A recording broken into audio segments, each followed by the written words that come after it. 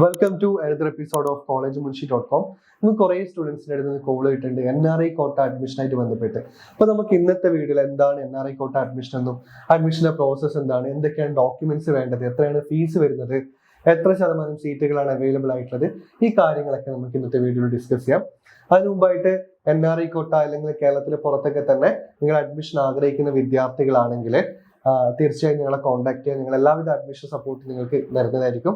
അതുകൂടാതെ counselling support കൂടെ ഞങ്ങളുടെ ഭാഗത്തു നിന്നുണ്ട്.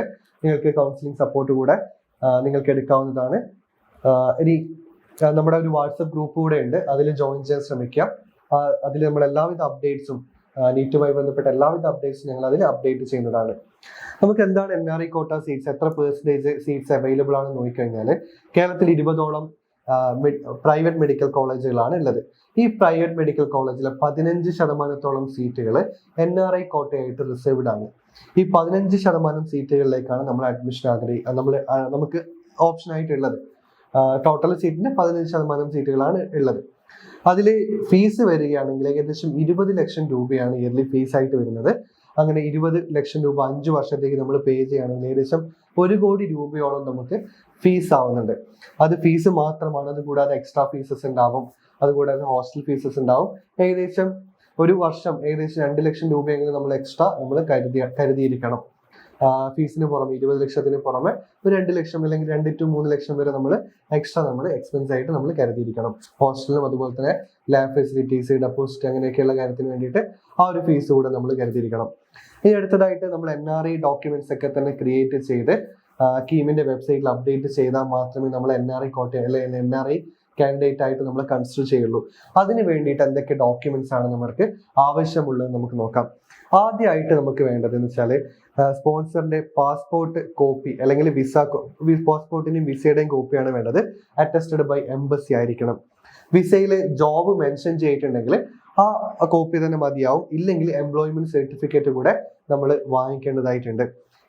ഈ ഒരു ഡോക്യുമെന്റ് ആണ് മെയിൻ ആയിട്ട് വേണ്ടത്. പാസ്പോർട്ട് അതുപോലെ തന്നെ വിസയുടെ കോപ്പി, അല്ലെങ്കിൽ അത് എംബസി അറ്റസ്റ്റ് ചെയ്തിരിക്കണം. കൂടാതെ എംപ്ലോയ്മെന്റ് സർട്ടിഫിക്കറ്റ് കൂടെ എംപ്ലോയ്മെന്റ് ആ ഒരു വിസ കോപ്പിയിൽ മെൻഷൻ ചെയ്തിട്ടുണ്ടെങ്കിൽ നമ്മൾ സെപ്പറേറ്റ് ആയിട്ട് വാങ്ങിക്കേണ്ട ആവശ്യമില്ല, ആ കോപ്പി തന്നെ മതിയാവും. ഇല്ലെങ്കിൽ സെപ്പറേറ്റ് ആയിട്ട്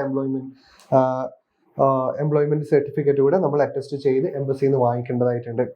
അടുത്തതായിട്ട് പിന്നെയുള്ളത് സ്പോൺസറിന്റെ റിലേഷൻഷിപ്പ് കാണിക്കുന്ന സർട്ടിഫിക്കറ്റ് ആണ്.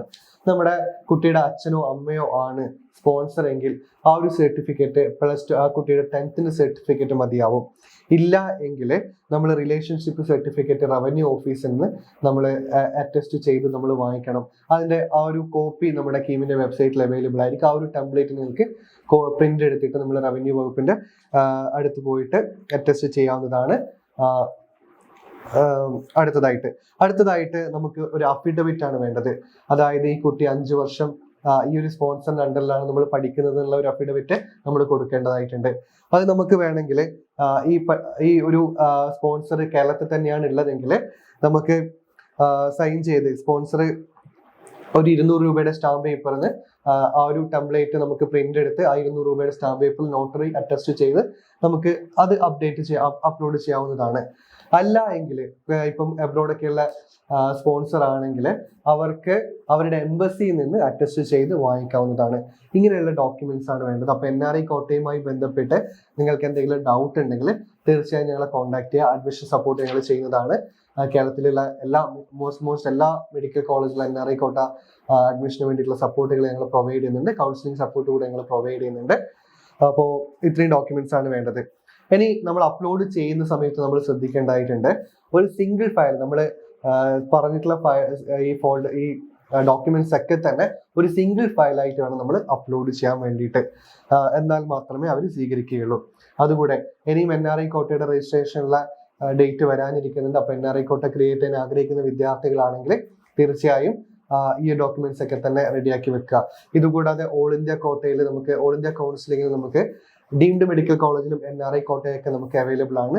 നമുക്കിപ്പോൾ അമൃത മെഡിക്കൽ കോളേജ്, അമൃതയിൽ അതുപോലെ തന്നെ കസ്തൂർബ മെഡിക്കൽ കോളേജ് മംഗലാപുരം, JSSലൊക്കെ NRI കോട്ട നോക്കുന്ന വിദ്യാർത്ഥികളാണ് നിങ്ങളെങ്കിൽ ഈ ഡോക്യുമെന്റ്സ് ഒക്കെ തന്നെ അവിടെയും റെഡിയാക്കി വെക്കുക. ഓൾ ഇന്ത്യ കൗൺസിലിംഗിനും ഇതുപോലെ തന്നെ same procedure, almost same documents ഒക്കെ തന്നെ മതിയായിട്ട് വരും. അപ്പോൾ NRE അല്ലെങ്കിൽ മാനേജ്മെന്റ് കോട്ട സീറ്റിലേക്ക് അഡ്മിഷൻ ആഗ്രഹിക്കുന്ന സ്റ്റുഡൻസ് ആണ് നിങ്ങളെങ്കിൽ തീർച്ചയായും ഞങ്ങളെ കോൺടാക്ട് ചെയ്യുക. ഞങ്ങൾ എല്ലാവിധ അഡ്മിഷൻ സപ്പോർട്ടും ഞങ്ങൾ പ്രൊവൈഡ് ചെയ്യുന്നതാണ്.